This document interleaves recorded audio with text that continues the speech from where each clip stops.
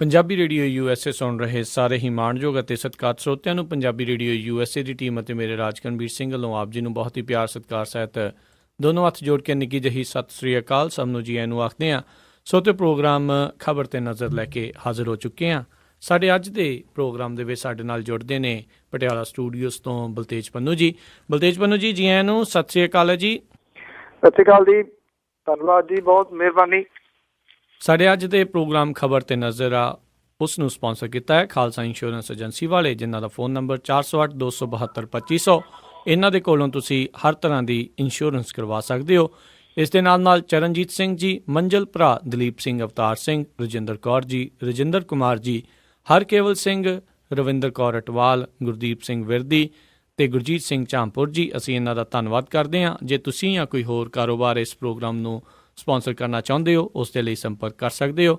Number 408-722-7698 408-722-7698 ਦੇ ਉੱਤੇ।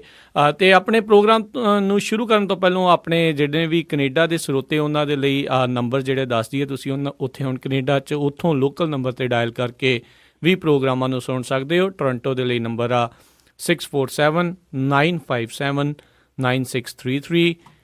British Columbia ਦੇ ਲਈ 778-656-0460 ਜਾਂ 604-670-9696 ਅਤੇ ਕੈਲਗਰੀ ਏਰੀਏ ਦੇ ਲਈ 587-315-0587 ਅਤੇ ਇਟਲੀ ਦੇ ਲਈ ਵੀ ਨੰਬਰ ਮੌਜੂਦ ਆ 689-970694 ਦੇ ਉੱਤੇ।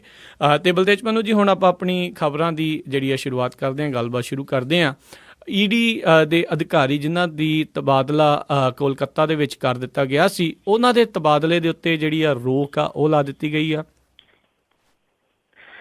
ਜੀ, ਪੰਜਾਬ ਹਰਿਆਣਾ ਹਾਈ ਕੋਰਟ ਦੇ ਵਿੱਚ ਇੱਕ ਜਿਹੜੇ ਵਕੀਲ ਨੇ ਜੀ, ਨਵਕਿਰਨ ਸਿੰਘ, ਉਹਨਾਂ ਨੇ ਇੱਕ NGO ਹੈ ਜੀ, ਹਿਊਮਨ ਰਾਈਟਸ ਇੰਟਰਨੈਸ਼ਨਲ ਜੀ, ਉਹਦੇ ਹਵਾਲੇ ਦੇ ਨਾਲ ਇੱਕ ਪਟੀਸ਼ਨ ਜਿਹੜੀ ਪਾਈ ਸੀਗੀ ਤੇ ਇਹ ਆਖਿਆ ਸੀਗਾ ਜੀ ਕਿ ਇਸ ਅਧਿਕਾਰੀ ਦੀ ਜਿਹੜੀ ਬਦਲੀ ਕੀਤੀ ਗਈ ਆ ਉਹ ਸਿੱਧੇ ਰੂਪ ਦੇ ਵਿੱਚ ਡਰੱਗ ਦੇ ਨਾਲ ਸੰਬੰਧਿਤ ਜਿਹੜੀ ਛਾਣਬੀਣ ਚੱਲ ਰਹੀ ਆ ਉਹਨੂੰ ਪ੍ਰਭਾਵਿਤ ਕਰੂਗੀ। ਇਸ ਪਟੀਸ਼ਨ ਦੇ ਵਿੱਚ ਇਹ ਗੱਲ ਆਖੀ ਗਈ ਸੀ ਕਿਉਂਕਿ ਨਿਰੰਜਨ ਸਿੰਘ ਜਿਹੜੇ ਇਹਦੇ ਅਧਿਕਾਰੀ ਨੇ ਜੀ, ਜੁਆਇੰਟ ਡਾਇਰੈਕਟਰ ਨੇ, ਉਹਨਾਂ ਦੀ ਤਬਦੀਲੀ ਕਰਨ ਦਾ ਮਤਲਬ ਉਹਨਾਂ ਨੇ ਕਿਹਾ ਸੀਗਾ ਸਿੱਧਾ ਕੇਸਾਂ ਦੇ ਉੱਤੇ ਅਸਰ ਪਊਗਾ। ਹੋਰ ਵੀ ਇਹਦੇ ਬੜੇ ਸਾਰੇ ਪੱਖ ਨੇ ਜੀ, ਜਿੰਨੇ ਗਵਾਹ ਹੁਣ ਤੱਕ ਪੇਸ਼ ਹੋਏ ਨੇ ਉਹਨਾਂ ਦੇ ਜਿਹੜੇ ਪੰਜਾਬੀ ਦੇ ਵਿੱਚ ਬਿਆਨ ਜਿਹੜੇ ਲਏ ਗਏ ਨੇ, ਔਰ ਜੇ ਕੋਈ ਹੋਰ ਅਧਿਕਾਰੀ ਜਿਹੜਾ ਬਾਹਰੋਂ ਲਿਆਂਦਾ ਜਾਂਦਾ ਤਾਂ ਉਹਦੇ ਨਾਲ ਇਹ ਹੋਣਾ ਜੀ ਕਿ ਉਹ ਪਹਿਲਾਂ ਕਿੰਨੇ ਦਿਨ ਜਿਹੜਾ ਜੀ ਉਹ ਲਾ ਦੂਗਾ ਇਹਦੇ ਉੱਤੇ ਸਾਰੇ ਦੇ ਉੱਤੇ ਦੁਬਾਰਾ ਪਕੜ ਬਣਾਉਣ ਦੇ ਵਾਸਤੇ। ਪੰਜਾਬ ਹਰਿਆਣਾ ਹਾਈ ਕੋਰਟ ਨੇ ਇਹਦੇ ਉੱਤੇ ਤੁਰੰਤ ਜਿਹੜਾ ਜੀ ਉਹ ਫੈਸਲਾ ਲੈਂਦਿਆਂ ਹੋਇਆ ਇਹ ਜਿਹੜੀ ਤਬਦੀਲੀ ਆ ਉਹਦੇ ਉੱਤੇ ਰੋਕ ਲਾਤੀ ਆ। ਹਾਈ ਕੋਰਟ ਦੇ ਵੱਲੋਂ ਜਿਹੜਾ ਇਹਦਾ ਰਿਕਾਰਡ ਆ ਜੀ ਉਹ ਤਲਬ ਕਰ ਲਿਆ ਗਿਆ। ਇਨਫੋਰਸਮੈਂਟ ਡਾਇਰੈਕਟੋਰੇਟ ਤੇ ਪੰਜਾਬ ਸਰਕਾਰ ਦੋਨਾਂ ਨੂੰ ਨੋਟਿਸ ਜਿਹੜਾ ਜੀ ਇਸ ਮਾਮਲੇ ਦੇ ਵਿੱਚ ਦਿੱਤਾ ਗਿਆ ਔਰ ਇਹ ਕਿਹਾ ਜਾ ਸਕਦਾ ਜੀ ਕਿ ਇਸ ਮਾਮਲੇ ਦੇ ਉੱਤੇ ਜਿਹੜੀ ਇਹਦੀ ਫੇਰ ਕਾਰਵਾਈ ਦੁਬਾਰਾ ਅੱਜ ਤੋਂ ਜਿਹੜੀ ਹੋਣੀ ਸ਼ੁਰੂ ਹੋ ਜਾਊਗੀ ਔਰ ਜਿਹੜੀਆਂ ਵਿਰੋਧੀ ਪਾਰਟੀਆਂ ਨੇ ਉਹਨਾਂ ਨੇ ਇਹਦਾ ਸਵਾਗਤ ਕੀਤਾ। ਅਗਲੀ ਜਿਹੜੀ ਇਹਦੀ ਸੁਣਵਾਈ ਆ ਉਹ 28 ਫਰਵਰੀ ਨੂੰ ਜਿਹੜਾ ਜੀ ਉਹ ਰੱਖੀ ਗਈ ਹੈ, ਭਾਵ ਕਿ ਜਨਵਰੀ ਦੇ ਰਹਿੰਦੇ ਦਿਨ ਤੇ ਫਰਵਰੀ ਦਾ ਪੂਰਾ ਮਹੀਨਾ ਜਿਹੜਾ ਜੀ ਉਹ ਇਹਦੇ ਦੀ ਜਿਹੜੀ ਤਬਦੀਲੀ ਆ ਨਿਰੰਜਨ ਸਿੰਘ ਹੋਰਾਂ ਦੀ ਉਹ ਨਹੀਂ ਕੀਤੀ ਜਾਊਗੀ। ਹੋ ਸਕਦਾ ਇਹਦੇ ਦੌਰਾਨ ਕੁਛ ਵੱਡਾ ਨਵਾਂ ਸੁਣਨ ਨੂੰ ਮਿਲੇ ਜੀ ਹੁਣ। ਜੀ, ਬਿਲਕੁਲ। ਅਤੇ ਅਗਲੀ ਜਿਹੜੀ ਆਪਾਂ ਗੱਲ ਕਰਦੇ ਹਾਂ, ਇੱਕ ਪੂਰੇ ਹੀ ਫਿਲਮੀ ਸਟਾਈਲ ਦੇ ਵਿੱਚ ਇੱਕ ਗੈਂਗਸਟਰ ਜਿਸ ਦਾ ਨਾਂ ਸੁੱਖਾ ਕਾਹਲੋਂ ਆ ਦੱਸਿਆ ਜਾਂਦਾ ਆ, ਉਸ ਦੀ ਪੁਲਿਸ ਦੇ ਨਾਲ ਪੁਲਿਸ ਦੀ ਮੌਜੂਦਗੀ ਦੇ ਵਿੱਚ ਪੂਰੇ ਫਿਲਮੀ ਸਟਾਈਲ 'ਚ ਉਸ ਦਾ ਕਤਲ ਕਰ ਦਿੱਤਾ ਗਿਆ, ਗੋਲੀਆਂ ਨਾਲ ਭੁੰਨਤਾ। ਬਿਲਕੁਲ ਜੀ, ਨਿਰਸੰਦੇਹ ਜਿਹੜਾ ਇਹ ਸੁੱਖਾ ਕਾਹਲਵਾਂ ਹੈ, ਜੇ ਇਹਦਾ ਪਿਛੋਕੜ ਦੇਖੀਏ ਹੈ ਤਾਂ ਕ੍ਰਿਮੀਨਲ, ਬਹੁਤ ਵੱਡਾ ਕ੍ਰਿਮੀਨਲ ਸੀਗਾ ਜੀ। ਇਹਦਾ ਦੋ ਭਰਾ ਸੀਗੇ ਜੀ। ਇਹ ਇੱਕ ਭਰਾ ਪਹਿਲਾਂ ਉਹਦੀ ਜੇਲ੍ਹ ਦੇ ਵਿੱਚ ਹੀ ਮੌਤ ਹੋ ਗਈ ਸੀ ਕਿਸੇ ਬਿਮਾਰੀ ਦੀ ਵਜ੍ਹਾ ਕਰਕੇ, ਉਹ ਵੀ ਕ੍ਰਾਈਮ ਦੇ ਵਿੱਚ ਸੀਗਾ ਜੀ। ਇਹਦੇ ਮਾਂ ਪਿਓ ਨੇ, ਇਹਦੇ ਜਿਹੜੇ ਪੇਰੈਂਟਸ ਨੇ ਜੀ ਉਹ USA ਦੇ ਵਿੱਚ ਰਹਿੰਦੇ ਨੇ, ਮਾਂ ਪਿਓ ਦੋਨੋਂ ਜੀ। ਉਹਨਾਂ ਨੇ ਆਸਟ੍ਰੇਲੀਆ ਵੀ ਭੇਜਿਆ ਸੀਗਾ ਜੀ ਕੁਛ ਸਮਾਂ ਪਹਿਲਾਂ, ਪਰ ਉੱਥੇ ਇਹ ਟਿਕਿਆ ਨਹੀਂ। ਇੱਥੇ ਆ ਕੇ ਜਿਹੜਾ ਸੀਗਾ ਜੀ ਇਹ ਹਾਈਵੇ ਰੋਬਰਸ ਜਿਹੜੇ ਨੇ ਜੀ ਉਹ ਬਣ ਗਿਆ। ਇਹ ਹਾਈਵੇ ਦੇ ਉੱਤੇ ਲੁੱਟਾਂ ਖੋਹਾਂ ਜਿਹੜੀਆਂ ਕਰਦਾ ਸੀਗਾ। ਪੁਲਿਸ ਦੀਆਂ ਅੱਖਾਂ ਦੇ ਵਿੱਚ ਘੱਟਾ ਪਾਉਣ ਦੇ ਵਾਸਤੇ UP ਦੇ ਵਿੱਚ ਵੀ ਇਹਨੇ ਕੁਛ ਸਮਾਂ ਪਹਿਲਾਂ ਇੱਕ ਸਾਜ਼ਿਸ਼ ਘੜੀ ਸੀਗੀ, ਜਿਹਦੇ ਵਿੱਚ ਇਹ ਕਹਿ ਦਿੱਤਾ ਗਿਆ ਜੀ ਕਿ ਸੋਨੇ ਦੇ ਵੰਡਈਏ ਨੂੰ ਲੈ ਕੇ ਉੱਥੋਂ ਯਾਸੀਨ ਫੜਿਆ ਸੀਗਾ ਕਿ ਉਹਨੂੰ ਜਿਹੜਾ ਜੀ ਸੁੱਖਾ ਤਾਂ ਮਾਰਿਆ ਗਿਆ। ਬਾਅਦ ਦੇ ਵਿੱਚ ਪੁਲਿਸ ਨੂੰ ਪਤਾ ਲੱਗਿਆ ਕਿ ਅਸਲ ਦੇ ਵਿੱਚ ਸੁੱਖਾ ਨਹੀਂ ਸੀ ਮਾਰਿਆ ਗਿਆ, ਉਹ ਜਿਉਂਦਾ ਪੁਲਿਸ ਜਿਹੜੀ ਉਹਦੇ ਮਗਰ ਲੱਗੀ ਰਹੀ। ਜੇਲ੍ਹ ਦੇ ਵਿੱਚੋਂ ਇੱਕ ਵਾਰੀ ਇਹ ਭੱਜ ਚੁੱਕਿਆ ਹੋਇਆ। ਹੁਣ ਨਾਭਾ ਜੇਲ੍ਹ ਦੇ ਵਿੱਚ ਇਹ ਬੰਦ ਸੀਗਾ ਤੇ ਜਲੰਧਰ ਦੇ ਵਿੱਚ ਇੱਕ ਪੇਸ਼ੀ ਭੁਗਤਾਉਣ ਦੇ ਵਾਸਤੇ ਇਹਨੂੰ ਲੈ ਕੇ ਗਿਆ ਸੀ। 18 ਮਾਮਲੇ ਇਹਦੇ ਉੱਤੇ ਚੱਲ ਰਹੇ ਨੇ। ਜੀ ਜੀ। ਜਦੋਂ ਵਾਪਸ ਲਿਆ ਰਹੇ ਸੀਗੇ ਤਾਂ ਜਿਹੜਾ main highway, national highway number 1, ਜਿਹੜਾ ਕਿ ਜਿਹਦੇ ਬਾਰੇ ਇਹ ਕਿਹਾ ਜਾਂਦਾ ਕਿ ਉਹਦੇ ਉੱਤੇ ਤੁਸੀਂ ਰਾਤ ਦੇ ਤੜਕੇ ਦੇ ਜਿਸ ਟਾਈਮ ਮਰਜ਼ੀ ਚੱਲ ਜਾਓ, ਉਹਦੇ ਉੱਤੇ ਟ੍ਰੈਫਿਕ ਜਿਹੜਾ ਜੀ ਉਹ ਹੁੰਦਾ। ਉਹਦੇ ਉੱਤੇ ਦਿਨ ਦਿਹਾੜੇ ਜਦੋਂ ਦਿਨੇ ਬਹੁਤ ਟ੍ਰੈਫਿਕ ਹੁੰਦਾ, ਉਸ ਟਾਈਮ ਦੇ ਉੱਤੇ ਪੁਲਿਸ ਦੀਆਂ ਗੱਡੀਆਂ ਜਿਹੜੀਆਂ ਰੋਕੀਆਂ ਗਈਆਂ, ਫਿਲਮੀ ਸਟਾਈਲ 'ਚ ਉਹਨਾਂ ਦੇ ਟਾਇਰਾਂ ਦੇ ਵਿੱਚ ਪਹਿਲਾਂ ਗੋਲੀਆਂ ਮਾਰੀਆਂ ਗਈਆਂ। ਜਦੋਂ ਇਹ ਵਹੀਕਲ ਰੁਕੇ ਤਾਂ ਜਿਹੜੇ ਪੁਲਿਸ ਵਾਲੇ ਸੀਗੇ ਉਹਨਾਂ ਦੇ ਹਥਿਆਰ ਖੋਲੇ ਗਏ। ਕਿਸੇ ਪੁਲਿਸ ਵਾਲੇ ਨੂੰ ਝਰੀਟ ਤੱਕ ਨਹੀਂ ਆਈ ਤੇ ਜਿਹੜੀਆਂ ਗੋਲੀਆਂ ਦੇ ਨਾਲ ਛਲਣੀ ਜਿਹੜੀ ਉਹ ਕਰ ਦਿੱਤਾ ਸੁੱਖਾ ਕਾਲਵਾ ਨੂੰ, ਔਰ ਉਹਦੀ ਉੱਥੇ ਮੌਕੇ ਦੇ ਉੱਤੇ ਹੀ ਜਿਹੜੀ ਹੈ ਜੀ ਉਹ ਡੈਥ ਹੋ ਗਈ। ਇਹ ਕਿਸੇ ਅਫਗਾਨਿਸਤਾਨ ਦੀ ਸਟੋਰੀ ਨਹੀਂ ਹੈ ਜੀ, ਇਹ ਪੰਜਾਬ ਦੇ ਵਿੱਚ ਇਹ ਸਾਰਾ ਕੁਝ ਹੋਇਆ। ਔਰ ਇਹਨੂੰ ਮਾਰਨ ਤੋਂ ਮਾਰਨ ਵਾਲੇ ਸੀਗੇ ਉਹ ਭੰਗੜਾ ਪਾਉਂਦੇ ਰਹੇ ਜੀ ਇਹਦੀ ਡੈੱਡ ਬੋਡੀ ਦੇ ਉੱਤੇ। ਜੀ ਜੀ। ਉਹਨਾਂ ਨੇ ਭੰਗੜਾ ਜਿਹੜਾ ਜੀ ਪਾਇਆ ਔਰ ਫਿਰ ਜਿਹੜਾ ਜੀ ਉੱਥੋਂ ਉਹ ਚਲੇ ਗਏ। ਜਦੋਂ ਇਹ ਗੋਲੀਆਂ ਚੱਲੀਆਂ ਜੀ ਤਾਂ ਉੱਥੇ ਜਿਹੜਾ ਇੱਕ ਵਿਅਕਤੀ ਸੀਗਾ ਉਹਨੇ ਉੱਚੀ ਉੱਚੀ ਬੋਲਿਆ ਕਿ ਗੌਂਡਰ ਆ ਮਲੋਟ ਤੋਂ, ਇਹਨੇ ਸਾਡੇ ਭਰਾ ਨੂੰ ਮਾਰਿਆ ਸੀਗਾ, ਅਸੀਂ ਜਿਹੜਾ ਜੀ ਇਹਦਾ ਬਦਲਾ ਜਿਹੜਾ ਉਹ ਲੈ ਲਿਆ। ਮੈਂ ਇਹ ਨਾਲੇ ਵੀ ਦੱਸਦਾ ਕਿ ਪਿਛਲੇ ਦਿਨਾਂ ਦੇ ਵਿੱਚ ਹੀ ਜਗਦੀਸ਼ ਭੋਲੇ ਨੇ ਇੱਕ ਸੈਂਟਰ ਦੀ ਗੌਰਮੈਂਟ ਨੂੰ ਨੋਟਿਸ ਦਿੱਤਾ ਹੈ। ਉਹਨੇ ਕਿਹਾ ਕਿ ਉਹਨੂੰ ਪੇਸ਼ੀ ਦੇ ਮੌਕੇ ਦੇ ਉੱਤੇ ਲਿਜਾਂਦਿਆਂ ਉਹਦਾ ਕਤਲ ਤੱਕ ਜਿਹੜਾ ਹੋ ਸਕਦਾ ਹੈ, ਇਸ ਕਰਕੇ ਉਹਦੀ ਸੁਰੱਖਿਆ ਦੇ ਵਾਸਤੇ ਕੁਝ ਕੀਤਾ ਜਾਵੇ। ਜੀ ਜੀ ਜੀ, ਬਿਲਕੁਲ ਜੀ। ਇਹ ਕਾਫੀ ਵੱਡੇ ਜਿਹੜੇ ਸਵਾਲ ਇਹ ਉਠਾਉਂਦਾ ਆ ਵੀ ਪੁਲਿਸ ਜਿਹੜੀ ਆ ਉਸ ਦੀ ਕੀ ਕਾਰਵਾਈ ਇਸ ਦੇ ਵਿੱਚ ਰਹੀ। ਕਿਤੇ ਨਾ ਕਿਤੇ ਲੋਕਾਂ ਦੇ ਮਨ ਦੇ ਵਿੱਚ ਇਹ ਸ਼ੰਕਾ ਹੈਗੀ ਆ ਵੀ ਇਹਨਾਂ ਦਾ ਇਸ ਜਿਹੜੀ ਆ ਹੱਤਿਆ ਦੇ ਵਿੱਚ ਕਿਤੇ ਨਾ ਕਿਤੇ ਇਹਨਾਂ ਦੇ ਨਾਲ ਜੁੜੇ ਹੋਏ ਸੀਗੇ।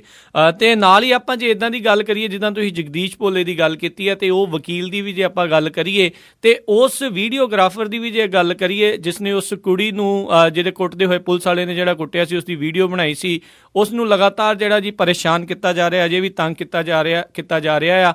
ਸੋ ਇਹ ਆਪਾਂ ਦੇਖ ਸਕਦੇ, ਇਹ ਲੱਗਦਾ ਆ ਵੀ ਕਿਤੇ ਆਉਣ ਵਾਲੇ ਸਮੇਂ ਦੇ ਵਿੱਚ ਇੱਦਾਂ ਦੀਆਂ ਚੀਜ਼ਾਂ ਕਿਤੇ ਆਮ ਹੀ ਨਾ ਹੋ ਜਾਣ। ਦੇਖੋ, ਜਿਸ ਤਰੀਕੇ ਦੇ ਨਾਲ ਜਿੱਧਰ ਨੂੰ ਇਹ ਸਾਰੀ ਕਹਾਣੀ ਵੱਧਦੀ ਤੁਰੀ ਜਾ ਰਹੀ ਹੈ ਜੀ, ਪੰਜਾਬ ਜਿਹੜਾ ਅਨਸੇਫ ਹੋ ਗਿਆ ਜਾਂ ਹੁੰਦਾ ਜਾ ਰਿਹਾ ਜੀ ਡੇ ਬਾਈ ਡੇ। ਮੈਂ ਤੁਹਾਨੂੰ ਰਿਐਲਿਟੀ ਦੇ ਵਿੱਚ ਦੱਸ ਰਿਹਾ ਕਿ ਜਿਹੜੇ ਤੁਸੀਂ ਸਰਹੱਦੀ ਖੇਤਰ ਦੇ ਵਿੱਚ ਸ਼ਾਮੀ 5 ਵਜੇ ਤੋਂ ਬਾਅਦ 5:30 ਵਜੇ ਤੋਂ ਬਾਅਦ ਲਿੰਕ ਸੜਕਾਂ ਦੇ ਉੱਤੇ ਇਕੱਲੇ ਨਹੀਂ ਨਿਕਲ ਸਕਦੇ ਜੀ ਜੀ। ਤੁਹਾਨੂੰ ਜਿਹੜਾ ਜੀ ਉਹ ਲੁੱਟ ਖਸੁੱਟ ਜਿਹੜੀ ਹੈ ਜੀ ਉਹ ਤੁਹਾਡੀ ਹੋ ਸਕਦੀ। ਇੱਥੇ ਪਟਿਆਲੇ ਦੇ ਵਿੱਚ ਕੱਲ ਗੈਸ ਏਜੰਸੀ ਜਿੱਥੇ ਵੰਡ ਹੋ ਰਹੀ ਸੀ, ਉੱਥੇ 3 ਨੌਜਵਾਨ ਜਿਹੜੇ ਉਹ ਪੈਸੇ ਖੋਹਣ ਪੈ ਗਏ। ਜਦੋਂ ਇੱਕ ਡਿੱਗ ਪਿਆ ਤੇ ਉਹਨਾਂ ਨੇ ਗੋਲੀਆਂ ਚਲਾਤੀਆਂ, 2 ਨੂੰ ਜਿਹੜਾ ਜੀ ਉਹਨਾਂ ਨੇ ਜ਼ਖਮੀ ਜਿਹੜਾ ਜੀ ਕਰ ਦਿੱਤਾ। ਕੋਈ ਸੋਨਾ ਪਾ ਕੇ ਜਿਹੜੀ ਔਰਤ ਆ ਜੀ ਉਹ ਕਿਸੇ ਬਾਜ਼ਾਰ ਵਗੈਰਾ ਦੇ ਵਿੱਚ ਥੋੜ੍ਹੀ ਜਾ ਸਕਦੀ। ਚੇਨ ਸਨੇਚਰ ਜਿਹੜੇ ਉਹ ਦੰਦਨਾਉਂਦੇ ਫਿਰਦੇ ਨੇ ਬਾਜ਼ਾਰਾਂ ਦੇ ਵਿੱਚ। ਜਿਹੜੀ ਸਰਕਾਰ ਆ ਜੀ ਉਹ ਕਹਿੰਦੀ ਆ ਕੋਈ ਮੁਸ਼ਕਿਲ ਹੀ ਨਹੀਂ ਹੈਗੀ। ਮੁੱਖ ਮੰਤਰੀ ਪ੍ਰਕਾਸ਼ ਸਿੰਘ ਬਾਦਲ ਹੋਈ ਕਹਿੰਦੇ ਨਸ਼ੇ ਦੀ ਕੋਈ ਪ੍ਰੋਬਲਮ ਨਹੀਂ। ਇਹ ਸਿੱਧਾ ਜਿਹੜਾ ਇਹਦਾ ਲਿੰਕ ਆ ਜੀ ਨਸ਼ੇ ਦੇ ਨਾਲ ਜੁੜਿਆ ਹੋਇਆ। ਜਿਹੜਾ ਨਸ਼ੇੜੀ ਬੰਦਾ ਉਹਨੂੰ ਫਿਰ ਪੈਸੇ ਜਿਹੜੇ ਆ ਉਹ ਚਾਹੀਦੇ ਆ, ਤੇ ਫਿਰ ਉਹ ਸੁੱਖਾ ਕਾਲਵਾ ਵਾਂਗੂ ਜਿਹੜਾ ਜੀ ਉਹ ਚਾਹੇ ਹਾਈਵੇ ਗੈਂਗ ਜਿਹੜੇ ਉਹ ਬਣ ਜਾਂਦੇ ਨੇ, ਹਾਈਵੇ ਰੋਬਰਸ ਬਣ ਜਾਂਦੇ ਨੇ, ਜਾਂ ਫਿਰ ਬਾਜ਼ਾਰਾਂ ਦੇ ਵਿੱਚ, ਜਾਂ ਫਿਰ ਗੈਸ ਏਜੰਸੀਆਂ, ATM ਕਿਵੇਂ ਲੁੱਟੇ ਜਾ ਰਹੇ ਨੇ ਜੀ ਪੰਜਾਬ ਦੇ ਵਿੱਚ। ਕੋਈ ਲੁਕੀ ਛੁਪੀ ਗੱਲ ਥੋੜੀ ਹੈ ਜੀ। ਪੰਜਾਬ ਦੀ ਜਿਹੜੀ ਲਾਅ ਐਂਡ ਆਰਡਰ ਦੀ ਸਥਿਤੀ ਆ ਉਹ ਡੇ ਬਾਈ ਡੇ ਖਰਾਬ ਜਿਹੜੀ ਹੈ ਜੀ ਉਹ ਹੁੰਦੀ ਤੁਰੀ ਜਾ ਰਹੀ ਹੈ, ਤੇ ਪਤਾ ਨਹੀਂ ਕਿਸ ਪਾਸੇ ਵੱਲ ਨੂੰ ਜਿਹੜੀ ਕਹਾਣੀ ਹੈ ਆਉਣ ਵਾਲੇ ਸਮੇਂ ਦੇ ਦੌਰਾਨ ਚਲੇ ਜਾਣੀ ਹੈ ਜੀ। ਜੀ ਜੀ ਜੀ। ਅਤੇ ਪੰਜਾਬ ਦੀ ਮੌਜੂਦਾ ਸਥਿਤੀ ਨੂੰ ਲੈ ਕੇ ਜਿਹੜਾ ਇੱਕ ਬਿਆਨ ਸਰਦਾਰ ਜਗਤਾਰ ਸਿੰਘ ਹਵਾਰਾ ਹੈ ਉਹਨਾਂ ਦੇ ਵੱਲੋਂ ਦਿੱਤਾ ਗਿਆ ਵੀ ਉਸ ਦੇ ਲਈ ਪ੍ਰਕਾਸ਼ ਬਾਦਲ ਮੁੱਖ ਮੰਤਰੀ ਉਹ ਜ਼ਿੰਮੇਵਾਰ ਨੇ। ਜੀ, ਇਹ ਇੱਕ ਬਿਆਨ ਜਗਤਾਰ ਸਿੰਘ ਹਵਾਰਾ ਨੇ ਜਿਹੜੀ ਜੇਲ੍ਹ ਦੇ ਵਿੱਚੋਂ ਜਿਹੜੀ ਚਿੱਠੀ ਲਿਖੀ ਆ ਜੀ, ਉਹਦੇ ਵਿੱਚ ਉਹਨੇ ਇਹ ਗੱਲ ਜਿਹੜੀ ਆ ਜੀ ਆਖੀ ਆ। ਉਹਨੇ ਇਹ ਕਿਹਾ ਜੀ ਜਿਹੜੇ ਪੰਜਾਬ ਤੇ ਹਰਿਆਣੇ ਦੀਆਂ ਵੱਖ-ਵੱਖ ਸੰਸਥਾਵਾਂ ਨੇ ਜੀ ਜਿਨ੍ਹਾਂ ਨੇ ਤੇ ਚੰਡੀਗੜ੍ਹ ਦੇ ਵਿੱਚ ਇੱਕ ਜਿਹੜੀ ਮੀਟਿੰਗ ਕੀਤੀ ਆ, ਉਹਦੇ ਵਿੱਚ ਇਹ ਜਿਹੜੀ ਚਿੱਠੀ ਆ ਉਹ ਜਾਰੀ ਕੀਤੀ ਗਈ ਆ। ਔਰ ਇਹ ਜਗਤਾਰ ਸਿੰਘ ਹਵਾਰਾ ਜਿਹੜਾ ਉਹਨੇ ਇਹ ਗੱਲ ਕਹੀ ਆ ਕਿ ਪੰਜਾਬ ਦੇ ਵਿੱਚ ਸਿੱਖ ਕੌਮ ਨੂੰ ਦਰਪੇਸ਼ ਜਿਹੜੀਆਂ ਸਮੱਸਿਆਵਾਂ ਨੇ ਉਹਦੇ ਵਾਸਤੇ ਸਿੱਖ ਲੀਡਰਸ਼ਿਪ ਜਿਹੜੀ ਆ ਜੀ ਉਹ ਜ਼ਿੰਮੇਵਾਰ ਹੈ। ਪੰਜਾਬ ਉਹਦੇ ਵਿੱਚ ਲਿਖਿਆ ਕਿ ਨਸ਼ਿਆਂ ਦੇ ਵਿੱਚ ਧੱਸ ਗਿਆ, ਸਿੱਖ ਨੌਜਵਾਨ ਪਤਿਤ ਹੋ ਗਏ, ਸੱਭਿਆਚਾਰ ਦੇ ਨਾਂ ਹੇਠ ਨੰਗੇ ਨਾਚ ਕੀਤੇ ਜਾ ਰਹੇ ਨੇ, ਸੌਦੇ ਵਰਗੇ ਜਿਹੜੇ ਡੇਰੇ ਨੇ ਉਹ ਪਸਰ ਰਹੇ ਨੇ, ਧਰਮ ਤਬਦੀਲੀ ਦੀ ਮੁਹਿੰਮ ਚੱਲ ਰਹੀ ਹੈ, ਸਿੱਖਾਂ ਤੇ RSS ਦੇ ਫੈਸਲੇ ਥੋਪੇ ਜਾ ਰਹੇ ਨੇ। ਇਹਦੇ ਵਿੱਚ ਇਹ ਕਿਹਾ ਗਿਆ ਜੀ ਕਿ ਸਿੱਖ ਕੌਮ ਨੂੰ ਨਿਗਲਣ ਲਈ RSS ਤੇ ਖੁਫੀਆ ਏਜੰਸੀਆਂ ਪੂਰੇ ਭਾਰਤ ਦੇ ਵਿੱਚ ਭਾਰਤੀ ਜਨਤਾ ਪਾਰਟੀ ਨੂੰ ਵਾਗਡੋਰ ਸੌਂਪਣ ਲਈ ਯਤਨਸ਼ੀਲ ਨੇ, ਜਿਹਦੇ ਲਈ ਪੂਰੀ ਤਰ੍ਹਾਂ ਬਾਦਲ ਪਰਿਵਾਰ ਜਿਹੜਾ ਜੀ ਉਹ ਜ਼ਿੰਮੇਵਾਰ ਹੈ ਜੀ। ਇਸ ਮੀਟਿੰਗ ਦੇ ਵਿੱਚ ਦਲ ਖਾਲਸਾ, ਪੰਚ ਪ੍ਰਧਾਨੀ, ਹਰਿਆਣਾ ਗੁਰਦੁਆਰਾ ਪ੍ਰਬੰਧਕ ਕਮੇਟੀ ਵਰਗੀਆਂ ਜਿਹੜੀਆਂ ਹੋਰ ਜਥੇਬੰਦੀਆਂ ਉਹ ਸ਼ਾਮਲ ਹੋਈਆਂ ਜੀ। ਇਹਦੇ ਵਿੱਚ ਬਲਵੰਤ ਸਿੰਘ ਨੰਦਗੜ੍ਹ ਦੀ ਛਾਂਟੀ ਕਰਨਾ, ਸੰਵਿਧਾਨ ਦੀ ਧਾਰਾ 25 ਬੰਦੀ, ਸਿੱਖਾਂ ਦੀ ਰਿਹਾਈ, ਨਾਨਕਸ਼ਾਹੀ ਕੈਲੰਡਰ, ਇਹ ਸਾਰੇ ਮੁੱਦੇ ਜਿਹੜੇ ਜੀ ਇਹਨਾਂ ਦੇ ਉੱਤੇ ਵਿਚਾਰ ਚਰਚਾ ਕੀਤਾ ਗਿਆ। ਪਰ ਇਹਦੇ ਵਿੱਚ ਜਿਹੜੀ ਇੱਕ ਲਾਈਨ ਆ ਨਾ ਜੀ ਉਹ ਥੋੜੀ ਜੀ ਇਸ ਪੱਖੋਂ ਆ ਕਿ ਸਿੱਖ ਲੀਡਰਸ਼ਿਪ, ਹੁਣ ਪ੍ਰਕਾਸ਼ ਸਿੰਘ ਬਾਦਲ ਹੋਰਾਂ ਨੂੰ ਅਜੇ ਵੀ ਇਹ ਸਮਝਦੇ ਨੇ ਕਿ ਸਿੱਖ ਲੀਡਰਸ਼ਿਪ ਹੈ, ਤੇ ਮੇਰਾ ਖਿਆਲ ਇਹ ਤਾਂ ਭੰਬਲ ਭੂਸਾ ਹੀ ਹੈ ਜੀ ਉਹਨਾਂ ਦਾ। ਜੀ ਬਿਲਕੁਲ ਬਿਲਕੁਲ। ਤੇ ਅਗਲੀ ਜੇ ਆਪਾਂ ਗੱਲ ਕਰੀਏ ਵੀ ਕੇਂਦਰ ਦੀ ਜਿਹੜੀ ਸਰਕਾਰ ਆ ਪੰਜਾਬ ਦੇ ਵਿੱਚ ਜਿਹੜੇ ਝੋਨੇ ਦਾ ਰੁਝਾਨ ਆ ਉਸ ਤੋਂ ਕਾਫੀ ਚਿੰਤਤ ਨਜ਼ਰ ਆ ਰਹੀ ਹੈ। ਇਹ ਬਹੁਤ ਦੇਰ ਬਾਅਦ ਜਿਹੜੀ ਹੈ ਇਹ ਚਿੰਤਾ ਹੋਈ ਹੈ ਜੀ। ਚਿੰਤਾ ਬੜੀ ਦੇਰ ਪਹਿਲਾਂ ਹੋਣੀ ਚਾਹੀਦੀ ਸੀਗੀ। ਪੰਜਾਬ ਵਿਚਲਾ ਫਸਲੀ ਚੱਕਰ, ਖਾਸ ਤੌਰ ਦੇ ਉੱਤੇ ਪਾਣੀ ਨੂੰ ਡੀਕ ਲਾਉਣ ਵਾਲਾ ਜਿਹੜਾ ਝੋਨਾ ਉਹ ਕੇਂਦਰ ਦੇ ਕੋਲੇ ਹੁਣ ਜਿਹੜਾ ਜੀ ਉਹ ਰੜਕਿਆ। ਨਰਿੰਦਰ ਮੋਦੀ ਨੇ ਆਪਣੇ ਮੰਤਰੀ ਮੰਡਲ ਦੀ ਵਾਤਾਵਰਣ ਤਬਦੀਲੀ ਬਾਰੇ ਮੀਟਿੰਗ ਦੇ ਵਿੱਚ ਇਹ ਮੁੱਦਾ ਜਿਹੜਾ ਚੁੱਕਿਆ ਸੀਗਾ। ਇਹਦੇ ਵਿੱਚ ਸੀਨੀਅਰ ਲੀਡਰ ਜਿਹੜੇ ਨੇ ਜੀ ਉਹ ਸ਼ਾਮਲ ਹੋਏ ਸੀਗੇ। ਜਿਹੜੇ ਜਲ ਸਰੋਤਾਂ ਬਾਰੇ ਮੰਤਰੀ ਨੇ ਉਮਾ ਭਾਰਤੀ, ਉਹਨੇ ਪਿਛਲੇ ਦਿਨਾਂ ਦੇ ਵਿੱਚ ਭਾਰਤੀ ਜਲ ਹਫ਼ਤੇ ਵਿੱਚ ਲੋਕਾਂ ਦੀ ਹਿੱਸੇਦਾਰੀ ਤੇ ਚਰਚਾ ਕੀਤੀ ਤਾਂ ਪੰਜਾਬ ਦੇ ਵਿੱਚ ਝੋਨੇ ਦੀ ਲਵਾਈ ਦਾ ਮੁੱਦਾ ਜਿਹੜਾ ਸੀ ਉਹ ਛਾਇਆ ਰਿਹਾ। ਕੇਂਦਰ ਇਸ ਫਸਲ ਕਰਕੇ ਜੀ ਪੰਜਾਬ ਦੇ ਜ਼ਮੀਨ ਹੇਠਲੇ ਪਾਣੀ ਦੇ ਡਿੱਗਦੇ ਪੱਧਰ ਤੋਂ ਜਿਹੜਾ ਜੀ ਉਹ ਕਾਫੀ ਚਿੰਤਤ ਹੈ। ਜਿਹੜੀ ਹਰਿਆਣਾ ਨੇ ਉੱਤਰ ਪ੍ਰਦੇਸ਼ ਵਿਚਲੀਆਂ ਨਹਿਰਾਂ ਵਿੱਚ ਹੋਰ ਪਾਣੀ ਲਿਆਉਣ ਦੀ ਗੱਲ ਜਿਹੜੀ ਉਹ ਭਾਰੀ ਸੀਗੀ। ਇਹ ਕਿਹਾ ਜਾ ਰਿਹਾ ਕਿ ਜਿਹੜੇ ਰਾਜਸਥਾਨ ਤੇ ਪੰਜਾਬ ਦੇ ਜਿਹੜੇ ਮੁੱਖ ਮੰਤਰੀ ਨੇ ਉਹਨਾਂ ਦੀ ਮੀਟਿੰਗ ਜਿਹੜੀ ਹੈ ਜੀ ਉਹ ਛੇਤੀ ਇਸ ਮਾਮਲੇ ਦੇ ਉੱਤੇ ਸੱਦੀ ਜਾਊਗੀ। ਦੇਖੋ, ਜਿਹੜਾ ਫਸਲੀ ਚੱਕਰ ਹੈ ਉਹਦੇ ਤੋਂ ਜਿਹੜਾ ਕਿਸੇ ਨਾ ਕਿਸੇ ਤਰੀਕੇ ਦਾ ਪੰਜਾਬ ਦੇ ਕਿਸਾਨ ਨੂੰ ਬਚਾਉਣਾ ਪਊਗਾ। ਇਹ ਕਿਸਾਨ ਨੂੰ ਆਪ ਸਮਝਣਾ ਪਊਗਾ ਕਿ ਉਹਨੇ ਆਉਣ ਵਾਲੀ ਜਨਰੇਸ਼ਨ ਜਿਹੜੀ ਹੈ ਜੀ ਉਹਦੇ ਵਾਸਤੇ ਕੋਈ ਪਾਣੀ ਪੀਣ ਜੋਗਾ ਛੱਡਣਾ ਜਾਂ ਨਹੀਂ, ਕਿਉਂਕਿ ਇਹ ਕਿਹਾ ਜਾ ਰਿਹਾ ਕਿ ਜਿਹੜੀ ਵੱਡੀ ਲੜਾਈ ਲੜੀ ਜਾਊਗੀ ਆਉਣ ਵਾਲੇ ਸਮੇਂ ਦੇ ਦੌਰਾਨ ਉਹ ਪਾਣੀ ਦੀ ਲੜਾਈ ਹੋਊਗੀ। ਪਾਣੀ ਦੇ ਵਾਸਤੇ ਕਤਲੋਗਾਰਤ ਜਿਹੜੀ ਆ ਉਹ ਹੋਊਗੀ। ਕਦੀ ਕਿਸੇ ਨੇ ਸੋਚਿਆ ਥੋੜੀ ਸੀਗਾ ਕਿ ਪੈਟਰੋਲ ਦੇ ਭਾਅ ਦੇ ਉੱਤੇ ਪਾਣੀ ਜਿਹੜਾ ਉਹ ਲੈ ਕੇ ਪੀਣਾ ਪੈਂਦਾ ਹੈ ਇਸ ਵੇਲੇ। ਪੈਟਰੋਲ ਦਾ ਤੇ ਪਾਣੀ ਦਾ ਰੇਟ ਜਿਹੜਾ ਦੀ ਉਹਦੇ ਵਿੱਚ ਬਹੁਤਾ ਜ਼ਿਆਦਾ ਫਰਕ ਨਹੀਂ ਹੈ। ਉਹ ਸੂਬਾ ਜਿਹਦਾ ਨਾਮ ਪਾਣੀਆਂ ਦੇ ਨਾਂ ਦੇ ਉੱਤੇ ਹੈ ਪੰਜਾਬ, ਤੇ ਉਹਦਾ ਪਾਣੀ ਇਸ ਵੇਲੇ ਪੀਣ ਜੋਗਾ ਨਹੀਂ ਰਿਹਾ, ਪੀਣ ਵਾਲਾ ਨਹੀਂ ਰਿਹਾ, ਔਰ ਜਿਹੜਾ ਪਾਣੀ ਡੇ ਬਾਈ ਡੇ ਜਿਹੜਾ ਥੱਲੇ ਚਲੇ ਗਿਆ। ਪਰ ਦੂਜਾ ਪੱਖ ਇਹ ਹੈ ਕਿ ਕੇਂਦਰ ਦੀ ਸਰਕਾਰ ਦੀ ਫਿਕਰਮੰਦੀ ਤਾਂ ਜਾਇਜ਼ ਹੈ, ਪਰ ਇਹਦੇ ਉੱਤੇ ਸਿਰਫ ਫਿਕਰਮੰਦੀ ਜਿਹੜੀ ਹੈ ਜੀ ਉਹ ਕਰ ਦੇਣੀ, ਇਹਦੇ ਨਾਲ ਕੋਈ ਹੱਲ ਨਹੀਂ ਹੋਣਾ ਜੀ। ਜਿਹੜਾ ਫਸਲੀ ਚੱਕਰ ਆ ਉਹਦੇ ਤੋਂ ਬਚਾਉਣ ਦੇ ਵਾਸਤੇ ਜਿਹੜੀਆਂ ਬਦਲਵੀਆਂ ਫਸਲਾਂ ਨੇ, ਉਹ ਚਾਹੇ ਸਬਜ਼ੀਆਂ ਹੋਣ, ਦਾਲਾਂ ਹੋਣ, ਉਹਨਾਂ ਦਾ ਮੰਡੀਕਰਨ ਜਿਹੜਾ ਜੀ ਉਹ ਕਿਵੇਂ ਹੋਵੇ, ਇਹਦੇ ਉੱਤੇ ਕੋਈ ਚਰਚਾ ਨਹੀਂ ਕਰਦਾ। ਜਦੋਂ ਕੋਈ ਜ਼ਿਮੀਂਦਾਰ ਬਦਲਵੀਂ ਫਸਲ ਵੱਲ ਨੂੰ ਜਿਹੜਾ ਤੁਰਦਾ ਤਾਂ ਫਿਰ ਉਹ ਇੱਕ ਅੱਧੇ ਸਾਲ ਤੋਂ ਬਾਅਦ ਜਿਹੜਾ ਜੀ ਮੁੜ ਕੇ ਫਿਰ ਝੋਨੇ ਕਣਕ ਦੇ ਉੱਤੇ ਆ ਕੇ ਅਟਕ ਜਾਂਦਾ, ਕਿਉਂਕਿ ਉਹ ਕਹਿੰਦਾ ਨਾ ਤਾਂ ਇਹ ਫਸਲਾਂ ਜਿਹੜੀਆਂ ਚੁੱਕੀਆਂ ਜਾਂਦੀਆਂ ਨੇ।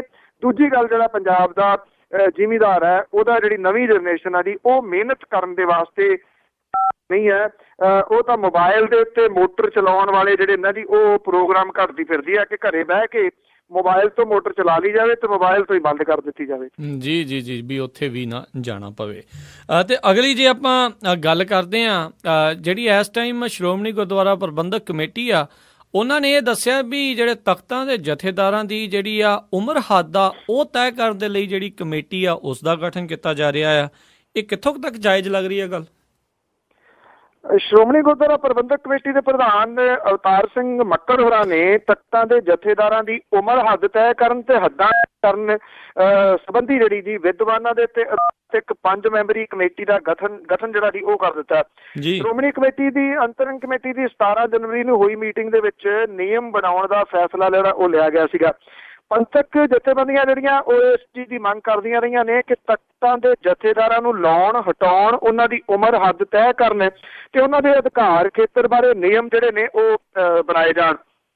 ਅਵਤਾਰ ਸਿੰਘ ਹੋਰਾਂ ਨੇ ਕਮੇਟੀ ਦੇ ਵਿੱਚ ਪੰਜਾਬੀ ਯੂਨੀਵਰਸਿਟੀ ਪਟਿਆਲਾ ਦੇ vice chancellor doctor Jaspal Singh, doctor Kirpal Singh, Prithipal Singh Kapoor ਔਰ ਇਹਦੇ ਨਾਲ ਗੁਰੂ ਨਾਨਕ ਦੇਵ ਯੂਨੀਵਰਸਿਟੀ ਜਿਹੜੀ ਅੰਮ੍ਰਿਤਸਰ ਦੇ ਵਿੱਚ ਹੈ ਜੀ, ਉੱਥੋਂ ਦੇ ਜਿਹੜੇ ਪ੍ਰੋਫੈਸਰ ਬਲਵੰਤ ਸਿੰਘ ਢਿੱਲੋਂ, ਡਾਕਟਰ ਬਲਕਾਰ ਸਿੰਘ ਪਟਿਆਲਾ, ਇਹਨਾਂ ਦੇ ਕੋਆਰਡੀਨੇਟਰ ਸ਼੍ਰੋਮਣੀ ਕਮੇਟੀ ਦੇ ਸਕੱਤਰ ਜਿਹੜੇ ਉਹ ਦਲਮੇਗ ਸਿੰਘ ਜਿਹੜੇ ਨੇ ਉਹ ਹੋਣਗੇ।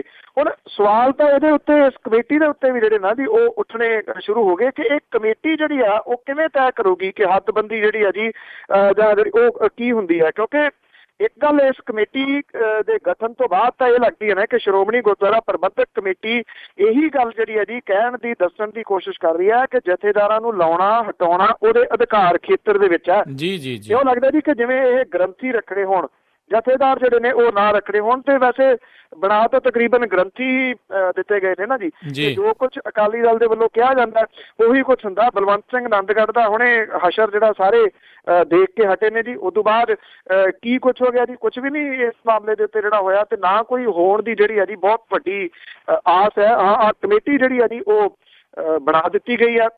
ਇਹਦੇ ਵਿੱਚੋਂ ਤਾਂ ਇੱਕ ਜਿਹੜੇ ਅਹਿਮ ਵਿਅਕਤੀ ਨੇ ਉਹਨਾਂ ਦੇ ਬਾਰੇ ਤਾਂ ਇਹ ਕਿਹਾ ਜਾਂਦਾ ਜੀ ਕਿ ਉਹਨਾਂ ਦੀ ਨੀਕਰ ਵਾਲੀ ਫੋਟੋ ਜਿਹੜੀ ਆ ਉਹ ਕਈਆਂ ਲੋਕਾਂ ਕੋਲੇ ਹੈਗੀ ਹੈ, ਖਾਕੀ ਨੀਕਰ ਵਾਲੀ। ਜੀ ਜੀ ਜੀ, ਬਿਲਕੁਲ, ਜਿਸ ਵਿੱਚ ਕੋਈ ਦੋ ਰਾਏ ਨਹੀਂ। ਤੇ ਅਗਲੀ ਜਿਹੜੀ ਆਪਾਂ ਗੱਲ ਕਰਦੇ ਹਾਂ ਵੀ ਧੂਰੀ ਦੇ ਵਿੱਚ ਜਿਹੜੇ ਮੁੱਖ ਮੰਤਰੀ ਬਾਦਲ ਨੇ ਉਹ ਸੰਗਤ ਦਰਸ਼ਨ ਦੇ ਲਈ ਗਏ ਨੇ, ਪਰ ਬੇਰੁਜ਼ਗਾਰ ਇੱਕ ਵਾਰੀ ਫੇਰ ਟੈਂਕੀਆਂ ਤੇ ਚੜੇ ਜੀ। ਪ੍ਰਕਾਸ਼ ਸਿੰਘ ਬਾਦਲ ਹੋਰਾਂ ਕਿਉਂਕਿ ਜਿਹੜਾ ਧੂਰੀ ਦਾ ਤੈਅ ਸੀਗਾ ਜੀ, ਜਿਹੜਾ ਉਹਨਾਂ ਦਾ ਸੰਗਤ ਦਰਸ਼ਨ ਤੈਅ ਇਸ ਤਰੀਕੇ ਨਾਲ ਸੀਗਾ ਕਿ ਅਰਵਿੰਦ ਖੰਨਾ ਜੀ ਨੇ ਅਸਤੀਫਾ ਦਿੱਤਾ ਜੀ ਆਪਣੇ MLA ਦੀ ਸੀਟ ਤੋਂ। ਪਹਿਲਾਂ ਉਹਨੂੰ ਜਿਹੜਾ ਜੀ ਮਨਾਇਆ ਗਿਆ ਸਾਰਾ ਕੁਝ ਕਰਕੇ, ਫਿਰ ਜਿਹੜਾ ਧੂਰੀ ਦੇ ਸੰਗਤ ਦਰਸ਼ਨ ਜਿਹੜੇ ਨੇ ਉਹ ਚੇਤੇ ਆ ਗਏ ਪ੍ਰਕਾਸ਼ ਸਿੰਘ ਬਾਦਲ ਹੋਰਾਂ ਨੂੰ। ਉੱਥੇ ਸੰਗਤ ਦਰਸ਼ਨ ਦੇ ਵਾਸਤੇ ਜਿਹੜਾ ਜੀ ਉਹ ਪਹੁੰਚ ਗਏ। ਨਾਲੇ ਇਹ ਵੀ ਕਹਿ ਦਿੱਤਾ ਭਾਈ ਸਿਆਸਤ ਦੇ ਨਾਲ ਇਹਦਾ ਕੋਈ ਸੰਬੰਧ ਨਹੀਂ ਗਾ, ਇਹ ਤਾਂ ਮੈਂ ਉਂਝ ਹੀ ਜਿਹੜਾ ਜੀ ਕਰਨ ਦੇ ਵਾਸਤੇ ਆਇਆ। ਜੇ ਉਂਝ ਹੀ ਕਰਨ ਲਈ ਆਉਣਾ ਸੀਗਾ ਤੇ ਪਿਛਲੇ ਤਕਰੀਬਨ ਜਿਹੜੇ ਜੀ 8 ਸਾਲ ਸੀਗੇ ਉਦੋਂ ਕਿਉਂ ਧੂਰੀ ਜਿਹੜੀ ਜੀ ਉਹ ਵਿਸਰੀ ਰਹੀ? ਉਦੋਂ ਤਾਂ ਸੰਗਤ ਦਰਸ਼ਨਾਂ ਦਾ ਚੇਤਾ ਨਹੀਂ ਆਇਆ ਜੀ। ਹੁਣ ਜਿਹੜਾ ਸੰਗਤ ਦਰਸ਼ਨਾਂ ਦਾ ਚੇਤਾ ਆ ਗਿਆ ਕਿਉਂਕਿ ਉੱਥੇ ਜ਼ਿਮਨੀ ਚੋਣ ਜਿਹੜੀ ਹੈ ਨਾ ਜੀ ਉਹ ਆ ਗਈ ਹੈ। ਤੋ ਇੱਥੇ ਜਿਹੜੇ ਧੂਰੀ ਦੇ ਵਿੱਚ ਜਿਹੜਾ ਵਿਧਾਨ ਸਭਾ ਹਲਕਾ ਜੀ, ਇਹਦੇ ਵਿੱਚ ਕਾਂਗਰਸੀ ਆਗੂ ਜਿਹੜੇ ਨੇ ਉਹਨਾਂ ਨੇ ਕਾਲੀਆਂ ਝੰਡੀਆਂ ਵਿਖਾਈਆਂ ਨੇ ਪ੍ਰਕਾਸ਼ ਸਿੰਘ ਬਾਦਲ ਹੋਰਾਂ ਨੂੰ। ਔਰ ਦੂਜਾ ਜਿਹੜਾ ਜੀ ਬੇਰੁਜ਼ਗਾਰ ਜਿਹੜੇ ਨੇ ਉਹ ਪੈਟਰੋਲ ਦੀਆਂ ਬੋਤਲਾਂ ਜਿਹੜੀਆਂ ਉਹ ਲੈ ਕੇ ਪਾਣੀ ਵਾਲੀਆਂ ਟੈਂਕੀਆਂ ਦੇ ਉੱਤੇ ਜਿਹੜੇ ਉਹ ਚੜ੍ਹ ਗਏ ਜੀ। ਇਹਨਾਂ ਦੇ ਨਾਲ ਗੱਲਬਾਤ ਕਰਨ ਦੀ ਜਿਹੜੀ ਆ ਉਹ ਕੋਸ਼ਿਸ਼ ਕੀਤੀ ਗਈ ਆ, ਪਰ ਗੱਲਬਾਤ ਕਿਸੇ ਸਿਰੇ ਜਿਹੜੀ ਜੀ ਉਹ ਨਹੀਂ ਲੱਗੀ। ਇਹ ਇੰਨੀ ਠੰਡੀ ਰਾਤ ਦੇ ਵਿੱਚ ਵੀ ਪੂਰੀ ਰਾਤ ਜਿਹੜੇ ਉਹ ਟੈਂਕੀਆਂ ਦੇ ਉੱਤੇ ਚੜ੍ਹੇ ਰਹੇ ਨੇ। ਔਰ ਉਹਨਾਂ ਨੇ ਕੁਝ ਜਿਹੜੇ ਲੀਰਾ ਸਾਂਝੀ ਉਹਨਾਂ ਨੂੰ ਅੱਗ ਲਾ ਕੇ ਇਹ ਦੱਸਣ ਦੀ ਕੋਸ਼ਿਸ਼ ਕੀਤੀ ਕਿ ਉਹਨਾਂ ਕੋਲੇ ਸਮਾਨ ਹੈਗਾ, ਜੇ ਉਹਨਾਂ ਦੀਆਂ ਮੰਗਾਂ ਜਿਹੜੀਆਂ ਉਹ ਨਾ ਮੰਨੀਆਂ ਗਈਆਂ ਤਾਂ ਉਹ ਕੋਈ ਵੀ ਭਾਣਾ ਜਿਹੜਾ ਜੀ ਉਹ ਵਰਤਾ ਸਕਦੇ ਨੇ। ਇਹ ਰੁਝਾਨ ਜਿਹੜਾ ਨਾ ਜੀ ਕੋਈ ਚੰਗਾ ਰੁਝਾਨ ਨਹੀਂ ਹੈ ਨੌਜਵਾਨਾਂ ਦੇ ਵਿੱਚ। ਠੀਕ ਹੈ, ਜਿਹੜਾ ਉਹਨਾਂ ਨੇ ਐਜੀਟੇਸ਼ਨ ਜਿਹੜੀ ਕਰਨੀ, ਉਹਨਾਂ ਦਾ ਬੁਨਿਆਦੀ ਹੱਕ ਹੈ, ਉਹ ਐਜੀਟੇਸ਼ਨ ਕਰ ਸਕਦੇ ਨੇ, ਪਰ ਆਪਣੇ ਆਪ ਨੂੰ ਅੱਗ ਲਾਉਣੀ ਜਾਂ ਅੱਗ ਲਾਉਣ ਦੀ ਕੋਸ਼ਿਸ਼ ਜਿਹੜੀ ਕਰਨੀ, ਇਹ ਕਿਸੇ ਤਰੀਕੇ ਦੇ ਨਾਲ ਮੁੱਕਣਾ ਚਾਹੀਦਾ ਜੀ। ਜਾਨ ਬੜੀ ਕੀਮਤੀ ਆ। ਨੌਜਵਾਨ ਤਬਕਾ ਜਦੋਂ ਨਿਰਾਸ਼ ਹੋਇਆ ਇਸ ਪਾਸੇ ਵੱਲ ਨੂੰ ਤੁਰਦਾ ਤਾਂ ਇਹ ਕੋਈ ਚੰਗੀ ਗੱਲ ਨਹੀਂ, ਪਰ ਦੂਜੇ ਪਾਸੇ ਕਰਨ ਵੀ ਕੀ ਇਹ ਜਿਹੜੇ ਬੇਰੁਜ਼ਗਾਰ ਨੇ ਜੀ, ਡਾਂਗਾਂ ਦੇ ਨਾਲ ਆਪਣੇ ਹੱਡ ਕਿੰਨੀ ਵਾਰੀ ਤਾਂ ਉਹ ਤੁੜਵਾ ਚੁੱਕੇ ਨੇ। ਜੀ ਜੀ ਜੀ ਜੀ, ਬਿਲਕੁਲ ਬਿਲਕੁਲ। ਤੇ ਅਗਲੀ ਜੇ ਆਪਾਂ ਹੁਣ ਗੱਲ ਕਰੀਏ, ਜਿਸ ਦੇ ਵਿੱਚ ਜਿਹੜੇ ਪਿਛਲੇ ਦਿਨੀ ਇਹ ਖਬਰ ਆਈ ਸੀ ਵੀ ਰਾਮਬਾਗ ਦੇ ਵਿੱਚ ਜਿਹੜੇ ਕੁਝ ਖੰਜਰ ਆ ਉਹ ਚੋਰੀ ਹੋਏ ਸੀਗੇ, ਪਰ ਉਹ ਇੱਕ ਵਾਰੀ ਜਿਹੜਾ ਜੀ ਬਰਾਮਦ ਹੋਏ ਆ, ਪਰ ਗੁਰੂ ਘਰ ਦੇ ਵਿੱਚੋਂ। ਜੀ, ਇਤਿਹਾਸਕ ਰਾਮਬਾਗ ਦੇ ਵਿੱਚ ਸਥਿਤ ਮਹਾਰਾਜਾ ਰਣਜੀਤ ਸਿੰਘ ਪੈਨੋਰਾਮਾ ਦੇ ਵਿੱਚੋਂ ਚੋਰੀ ਹੋਏ ਜਿਹੜੇ 7 ਇਤਿਹਾਸਕ ਖੰਜਰ ਜਿਹੜੇ ਨੇ ਉਹ ਮਿਲ ਗਏ ਨੇ। ਇਹਨਾਂ ਨੂੰ ਇੱਕ ਔਰਤ ਜਿਹੜੀ ਹੈ ਜੀ ਰੁਮਾਲੇ ਦੇ ਵਿੱਚ ਵਲੇਟ ਕੇ ਗੁਰਦੁਆਰਾ ਰਾਮਸਰ ਦੇ ਵਿੱਚ ਰੱਖ ਗਈ।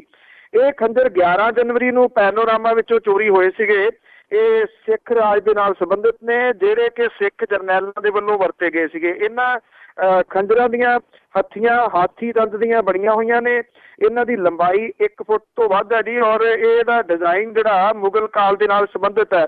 ਗੁਰਦੁਆਰਾ ਰਾਮਸਰ ਦੇ ਵਿੱਚ ਦੇਰ ਸ਼ਾਮ ਜਦੋਂ ਰਹਿਰਾਸ ਦਾ ਪਾਠ ਚੱਲ ਰਿਹਾ ਸੀਗਾ ਤਾਂ ਇੱਕ ਔਰਤ ਜਿਹੜੀ ਰੁਮਾਲੇ ਦੇ ਵਿੱਚ ਲਪੇਟੇ ਖੰਜਰ ਜਿਹੜੇ ਉਹ ਰੱਖ ਕੇ ਚਲੇ ਗਈ। ਜਿਹੜੇ ਗ੍ਰੰਥੀ ਨੇ ਪਾਠ ਸਮਾਪਤ ਹੋਣ ਮਗਰੋਂ ਜਦੋਂ ਰੁਮਾਲਾ ਖੋਲ੍ਹਿਆ ਤਾਂ ਦੇਖਿਆ ਤਾਂ ਉਹਦੇ ਸ਼੍ਰੋਮਣੀ ਗੁਰਦੁਆਰਾ ਪ੍ਰਬੰਧਕ ਕਮੇਟੀ ਜਿਹੜੀ ਸੀ ਜੀ ਉਹਨੂੰ ਸੰਪਰਕ ਕੀਤਾ, ਔਰ ਇਹ ਪਤਾ ਲੱਗਾ ਜੀ ਕਿ ਇਹ ਤਾਂ ਉਹੀ ਖੰਜਰ ਨੇ ਜਿਹੜੇ ਰਾਮਬਾਗ ਦੇ ਵਿੱਚੋਂ ਚੋਰੀ ਹੋਏ ਸੀਗੇ।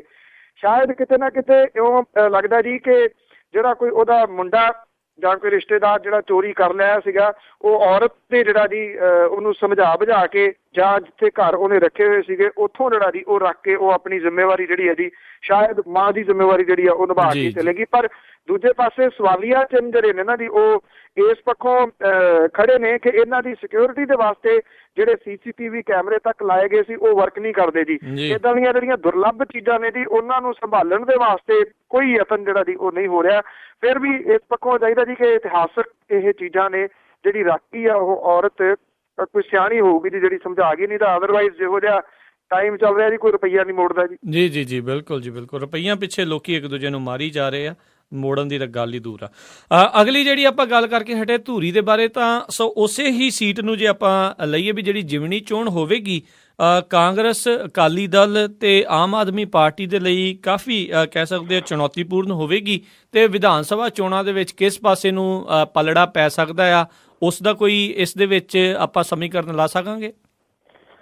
ਅਜੇ ਨਹੀਂ, ਦਿੱਲੀ ਦੇ ਵਿੱਚ ਜਿਹੜੀ ਚੋਣ ਹੋਣੀ ਹੈ ਨਾ ਜੀ, ਦਿੱਲੀ ਦੀਆਂ ਜਿਹੜੀਆਂ ਚੋਣਾਂ ਨੇ, ਆਈ ਥਿੰਕ ਕਿਤੇ ਨਾ ਕਿਤੇ ਉਹ ਇਸ ਸੀਟ ਦੇ ਉੱਤੇ ਆਪਣਾ ਅਸਰ ਜਿਹੜਾ ਜੀ ਉਹ ਜ਼ਰੂਰ ਛੱਡਣਗੀਆਂ ਜੀ। ਅਜੇ ਇਹ ਸੀਟ ਖਾਲੀ ਕਰਾਰ ਜ਼ਰੂਰ ਦੇ ਦਿੱਤੀ ਗਈ ਹੈ। ਅਜੇ ਇਹਦੇ ਉੱਤੇ ਚੋਣ ਦੀ ਗੱਲ ਜਿਹੜੀ ਹੈ ਜੀ ਉਹ ਚੋਣ ਕਮਿਸ਼ਨ ਨੇ ਤੈਅ ਕਰਨੀ ਹੈ ਕਿ ਕਦੋਂ ਇਹ ਜਿਹੜੀ ਬਾਈ ਇਲੈਕਸ਼ਨ ਹੈ ਇੱਥੇ ਹੁੰਦੀ ਹੈ।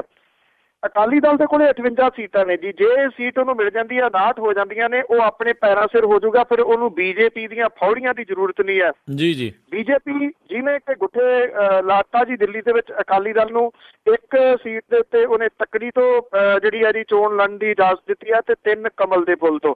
ਉਹ ਹੁਣ ਅਕਾਲੀ ਦਲ ਜਿੰਨਾ ਮਰਜ਼ੀ ਕਹੀ ਜਾਵੇ ਕਿ ਮੈਨੂੰ 4 ਦਿੱਤੀਆਂ ਨੇ, ਸੀਟਾਂ ਨਹੀਂ ਹੈਗੀਆਂ, ਤੇ ਇੱਕੋ ਹੀ ਆ ਉਹਨੂੰ ਸੀਟ ਜਿਹੜੀ ਮਿਲੀ ਜੀ ਜੀ, ਤੇ 3 ਜਿਹੜੀਆਂ ਉਹ BJP ਦੀਆਂ ਨੇ। BJP ਦੀਆਂ ਫੌੜੀਆਂ ਤੋਂ ਆਜ਼ਾਦ ਹੋਣ ਦੇ ਵਾਸਤੇ ਅਕਾਲੀ ਦਲ ਹਰ ਹੀਲੇ ਇਸ ਚੋਣ ਨੂੰ ਜਿਹੜਾ ਜੀ ਉਹ ਜਿੱਤਣਾ ਚਾਹੂਗਾ। ਧੂਰੀ ਵਾਲੀ ਜਿਹੜੀ ਜੀ ਜਿਹੜੀ ਕਾਂਗਰਸ ਹੈ, ਜਿਹੜੀ ਪਾਟੋ ਧਾਰ ਹੋਈ ਫਿਰਦੀ ਆ, ਉਹਦੇ ਵਾਸਤੇ ਵੀ ਇੱਕ ਚੈਲੰਜ ਜਿਹੜਾ ਜੀ ਇਹ ਹੋਊਗੀ, ਤੇ ਉਦੋਂ ਵੱਡਾ ਚੈਲੰਜ ਜਿਹੜੀ ਹੈ ਜੀ ਇਹ ਹੋਊਗੀ ਆਮ ਆਦਮੀ ਪਾਰਟੀ ਦੇ ਵਾਸਤੇ ਜੀ। ਭਗਵੰਤ ਮਾਨ ਹੋਰਾਂ ਦੇ ਸੰਗਰੂਰ ਹਲਕੇ ਦੇ ਵਿੱਚ ਇਹ ਵਿਧਾਨ ਸਭਾ ਹਲਕਾ ਪੈਂਦਾ, ਤੇ ਪਿਛਲੀ ਵਾਰੀ ਜਿਹੜੀ ਲੋਕ ਸਭਾ ਜਦੋਂ ਉਹਨਾਂ ਨੇ ਜਿੱਤੀ ਸੀਗੀ 36,000 ਵੋਟਾਂ ਦੀ ਲੀਡ ਜਿਹੜੀ ਉਹਨਾਂ ਨੇ ਇੱਥੋਂ ਲਈ ਸੀਗੀ, ਬਹੁਤ ਵੱਡੀ ਲੀਡ ਹੈ ਇਹ ਜੀ ਜੀ। ਉਹ ਇਸ ਨੂੰ ਰੱਖ ਸਕਣਗੇ, ਇਹ ਇੱਕ ਉਹਨਾਂ ਦੇ ਵਾਸਤੇ ਵੱਡਾ ਜਿਹੜਾ ਜੀ ਚੈਲੰਜ ਦੇ ਵਜੋਂ ਇਹ ਹੋਊਗਾ। ਔਰ ਜਿਵੇਂ ਸੰਗਤ ਦਰਸ਼ਨ ਉੱਥੋਂ ਪ੍ਰਕਾਸ਼ ਸਿੰਘ ਬਾਦਲ ਹੋਰਾਂ ਨੇ ਸ਼ੁਰੂ ਕਰ ਦਿੱਤੇ ਨੇ, ਉਹਨਾਂ ਦਾ ਸਿੱਧਾ ਜਿਹੜਾ ਜੀ ਇਸ਼ਾਰਾ ਇਸ ਪਾਸੇ ਵੱਲ ਨੂੰ ਹੀ ਹੈ ਕਿ ਇਹ ਜਿਹੜੇ ਸੰਗਤ ਦਰਸ਼ਨ ਕਰਕੇ ਉਹ ਹਰ ਹੀਲੇ ਇਸ ਸੀਟ ਨੂੰ ਜਿੱਤਣ ਦਾ ਜਿਹੜਾ ਜੀ ਸਿਰ ਤੋੜ ਯਤਨ ਕਰਨਗੇ। ਕਿਉਂਕਿ ਇਹਦੇ ਨਾਲ ਜਿਹੜੀ ਵੱਡੀ ਇੱਕ ਚੀਜ਼ ਹੋਰ ਇਹ ਜੁੜੀ ਹੋਈ ਹੈ ਜੀ ਕਿ ਸੁਖਬੀਰ ਬਾਦਲ ਨੂੰ ਮੁੱਖ ਮੰਤਰੀ ਬਣਾਉਣ ਵੱਲ ਨੂੰ ਵੀ ਰਾਹ ਜਿਹੜਾ ਜੀ ਉਹ ਪੱਧਰਾ ਹੋ ਸਕਦਾ ਹੈ, ਕਿਉਂਕਿ ਜੇ BJP ਦੀ ਫੌੜੀ ਦੀ ਜ਼ਰੂਰਤ ਨਹੀਂ ਰਹੂਗੀ ਤਾਂ ਫਿਰ ਉਹ ਆਪਣੇ ਬਲਬੂਤੇ ਜਿਹੜਾ ਜੀ ਉਹ ਸਰਕਾਰ ਜਿਹੜੇ ਅਕਾਲੀ ਦਲ ਚਲਾਉਣ ਦੇ ਵਿੱਚ ਕਾਮਯਾਬ ਹੋ ਸਕਦਾ ਹੈ। ਬਾਕੀ ਜਿਵੇਂ ਮੈਂ ਦੱਸਿਆ ਕਿ ਜਿਹੜੀ ਦਿੱਲੀ ਵਾਲੀ ਚੋਣ ਆ ਜੀ, ਦਿੱਲੀ ਕਿਹਦੇ ਕਬਜ਼ੇ ਦੇ ਵਿੱਚ ਆਉਂਦੀ ਹੈ, ਇਹਦਾ ਅਸਰ ਪੰਜਾਬ ਦੀ ਰਾਜਨੀਤੀ ਦੇ ਉੱਤੇ ਬਹੁਤ ਵੱਡਾ ਆਉਣ ਵਾਲੇ ਦਿਨਾਂ ਦੇ ਵਿੱਚ ਪੈਣ ਵਾਲਾ ਜੀ ਜੀ ਜੀ ਜੀ। ਤੇ ਸੰਗਤ ਦਰਸ਼ਨ ਦੀ ਜੇ ਗੱਲ ਕਰੀਏ ਤਾਂ ਸਰਦਾਰ ਪ੍ਰਕਾਸ਼ ਸਿੰਘ ਉਹਨਾਂ ਨੇ ਇਹ ਆਖਿਆ ਆ ਵੀ ਇਸ ਦੇ ਪਿੱਛੇ ਕੋਈ ਵੀ ਸਿਆਸਤ ਨਹੀਂ ਲੁਕੀ ਹੋਈ, ਮੈਂ ਤਾਂ ਲੋਕਾਂ ਦੀ ਭਲਾਈ ਲਈ ਹੀ ਜਿਹੜਾ ਉੱਥੇ ਗਿਆ ਆ। ਤੁਸੀਂ ਇਸ ਬਿਆਨ ਨੂੰ ਕਿਸ ਤਰੀਕੇ ਨਾਲ ਦੇਖਦੇ ਹੋ?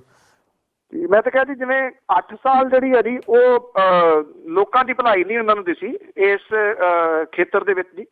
ਇੱਥੇ ਜਿਹੜਾ ਭਗਵੰਤ ਮਾਨ ਹੋਰਾਂ ਨੇ ਪਿੰਡ ਅਡਾਪਟ ਕੀਤਾ ਉਹ ਵੀ ਧੂਰੀ ਵਿਧਾਨ ਸਭਾ ਹਲਕੇ ਦੇ ਵਿੱਚ ਜਿਹੜਾ ਜੀ ਉਹ ਪੈਂਦਾ, ਜਿਹੜਾ ਇੱਕ ਮੈਂਬਰ ਪਾਰਲੀਮੈਂਟ ਨੇ ਅਡਾਪਟ ਕੀਤਾ। ਤੇ ਹੁਣ ਉਹਨਾਂ ਨੂੰ ਜਿਹੜੀ ਇਹ ਵੀ ਕਿਹਾ ਜਾਂਦਾ ਜੀ, ਇੱਥੇ ਜਿਹੜੀ ਇੱਕ ਹੋਰ ਚੀਜ਼ ਦੇਖਣ ਵਾਲੀ ਰਹੂਗੀ ਉਹ ਇਹ ਆ ਕਿ ਕਿਹਾ ਜਾ ਰਿਹਾ ਕਿ ਜਿਹੜਾ ਢੀਂਡਸਾ ਧੜਾ ਉਹ ਪਿਛਲੇ ਕੁਝ ਸਮੇਂ ਤੋਂ ਨਾਰਾਜ਼ ਚੱਲ ਰਿਹਾ ਅਕਾਲੀ ਦਲ ਦੇ ਨਾਲ। ਹਾਲਾਂਕਿ ਸੁਖਦੇਵ ਸਿੰਘ ਢੀਂਡਸਾ ਹੋਰੀ ਕੋਈ ਜੁਰਤ ਵਾਲੇ ਲੀਡਰ ਨਹੀਂ ਹੈਗੇ ਜਿਹੜੇ ਕਿ ਇਹ ਕਿਹਾ ਜਾ ਸਕੇ ਕਿ ਉਹ ਬਾਗੀ ਹੋ ਸਕਦੇ ਨੇ, ਉਹ ਤਾਂ ਯੈਸ ਨੇ। ਪਰ ਫਿਰ ਵੀ ਇੱਥੋਂ ਜਿਹੜੀ ਹੈ ਜੀ ਢੀਂਡਸਾ ਧੜੇ ਦੀ ਜਿਹੜੀ ਥੋੜੀ ਬਹੁਤੀ ਨਾਰਾਜ਼ਗੀ ਜਿਹੜੀ ਹੈ ਜੀ ਉਹ ਸਾਹਮਣੇ ਆ ਰਹੀ ਹੈ ਕਿ ਉਹ ਨਾਰਾਜ਼ ਤਾਂ ਜਿਹੜੇ ਪਿਓ ਪੁੱਤ ਹੈਗੇ ਨੇ। ਇਹ ਵੀ ਆ ਰਿਹਾ ਹੈ ਕਿ ਜਿਹੜਾ ਪਰਮਿੰਦਰ ਸਿੰਘ ਢੀਂਡਸਾ ਉਹ ਤਾਂ ਤਕਰੀਬਨ ਗੈਰ ਹਾਜ਼ਰ ਹੀ ਹੈ ਜੀ ਆਪਣੇ ਹਲਕੇ ਦੇ ਵਿੱਚੋਂ, ਤੇ ਉਹ ਹਲਕਾ ਬਦਲ ਵੀ ਸਕਦਾ ਜੀ।